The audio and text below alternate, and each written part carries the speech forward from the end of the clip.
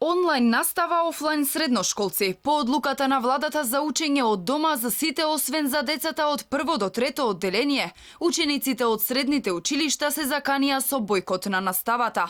Од средношколскиот сојуз не се откажуваат од својот став, дека ако во Скопје децата не можат да учат во училиште, зошто учениците во помалите општини да учат од дома?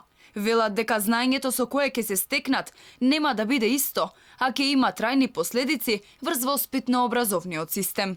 Ако владата нема да превземе друга одлука, ние од 1 октомври, кога ќе почне учебната година, средношколците ќе ја бойкотираат онлайн наставата. Ако одиме со онлайн, голем број на средношколците низ целата држава ќе бидат офлайн. Во владината одлука не беше усвоено ни едно од барањата на учениците, ниту министерот за здравство Филипче на заедничката средба, а ниту владата не ги премисли средношколците.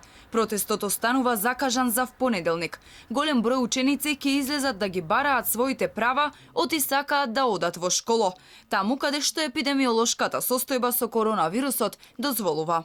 Во понеделник ние ќе продолжиме со протестот да ги бараме и другите барања што ги имаме, како прво комбиниран модел на наставата, каде дозволува состојбата со COVID-19. За средношколскиот сојуз посебно е важно меѓу првите кои ќе седнат во училишните клупи да бидат средношколците од стручните училишта.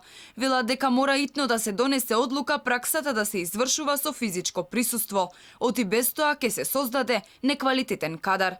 Иако Комисијата за заразни болести изготви протоколи за функционирање и за средните училишта, дефинитивната одлука досега е едно решение за сите.